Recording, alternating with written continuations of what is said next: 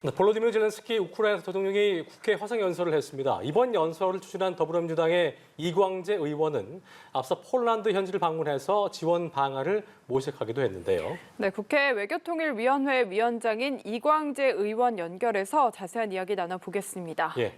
나와 계십니까? 네, 안녕하세요. 저 이광재입니다. 예, 자 오늘 화상 연설은 이 의원께서 외통위 주관으로 제안해서 성사된 것으로 알고 있습니다. 먼저 오늘 연설이 갖는 의미부터 좀 짚어볼까요? 어쨌든 인류가 가장 피해야 될 것은 전쟁이죠. 우크라이나 국민들이 굉장히 고통 속에 있는데 국제사회가 힘을 모아서 이 전쟁을 하루속히 끝내고 그들의 보금자리로 돌아갈 수 있도록 국제사회에 힘을 모으기 위한 연설이었다고 생각합니다. 네. 그렇다면은 우리 정부 차원에서는 어떤 힘을 실어줄 수 있을까? 여기에 대한 고민이 가장 깊을 것 같은데요. 의원님께서는 어떤 지원을 해줄 수 있다고 보시는 입장이십니까? 전 인도적 지원은 과감하게 할 필요가 있겠다고 봅니다. 우리가 식량이나 의약품 지원은 가장 필수적이고요. 우리가 전쟁이 끝나고 나면 재건까지도 우리가 경제적 협력을 하는 것이 필요하다고 봅니다. 또 한편으로는 우리가 고려인에 대해서는 좀 더 우리가 동포애를 가지고 과감한 이 한국으로 모셔와서 우리가 살아갈 수 있는 기반을 원하는 분들은 도와줄 필요가 있다고 생각합니다. 예. 다만 무기나 이런 부분에서는 서방과 우리가 좀 차이가 있다고 생각하고요. 또 예. 러시아 안에는 우리 한국인도 많이 있고 또 한국 기업도 있기 때문에 우리가 인도적 지원은 우크라이나에 대해서 과감하게 하고 다만 군사적인 부분은 우리가 좀 더 신중할 필요가 있다고 생각합니다. 네. 자, 지난 8일부터 사흘 동안 폴란드 현지를 방문하신 걸로 알고 있습니다. 의원께서 직접 보고 확인하신 난민 캠프 상황 어땠습니까?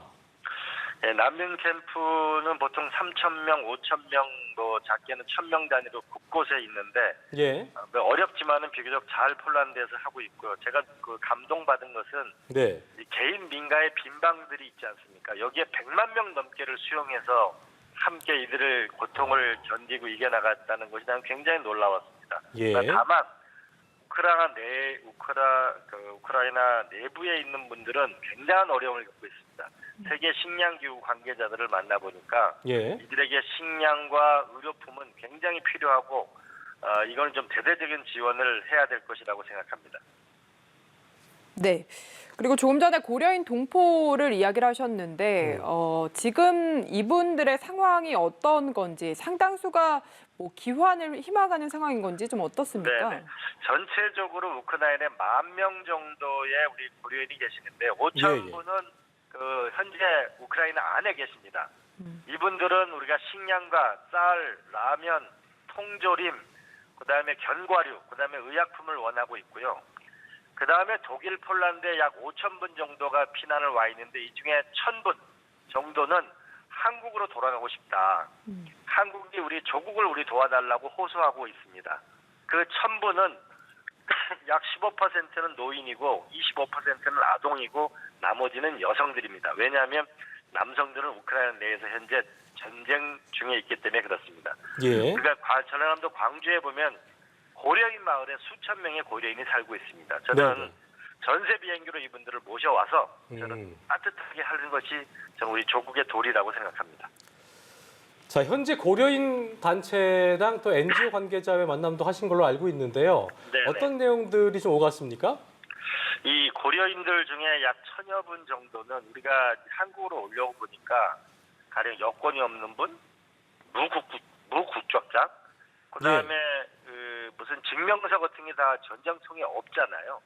그래서 이런 분들이 좀 한국에 와서 살고 싶다라고 하는 부분들이 가장 큰 이해관계였고요. 또 하나는 이분들이 이제 난민들한테 아이가 있으면은 500 플러스 정책을 쓰는데 한 달에 15만 원 주는 거거든요. 이거 가지고는 생활이 어려우니까 뭔가 거기서 구직 활동을 할 수 있었으면 좋겠다. 현지에서 도와달라라는 목소리가 가장 큰 거였습니다. 네. 그러면은 이제 한국으로 귀환을 원하는 분들을 모셔오더라도 그 후에 뭔가 지원 방안들이 있어야 할 것 같은데 이런 구체적인 방안들도 생각을 하신 게 있는지도 궁금한데요. 네, 지난번 아프가니스탄에 저희가 군 비행기를 보내서 우리 한국인을 돕고 함께 생활했던 분들을 모셔왔잖아요. 그 충청북도로 모셔갔잖아요. 그리고 예. 지금 대부분 취직이 되셨거든요. 그러니까 우리가 무국적자나 다양한 지금 신분 증명을 해줄 수 없는 분들을 그분들을 우리가 광주로 지자체가 모셔오서 그분들 일일이 다 상담해서 우리가 신분적 지위를 주고 대부분 고려인들이 고학력자가 굉장히 많이 있었습니다.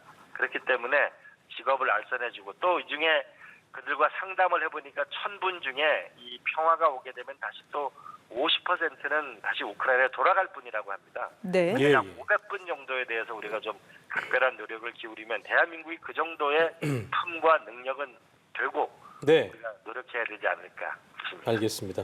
자, 의원님 오늘 말씀 고맙습니다. 네, 감사합니다. 네, 지금까지 이광재 외교통일위원장과 함께 이야기 나눠봤습니다.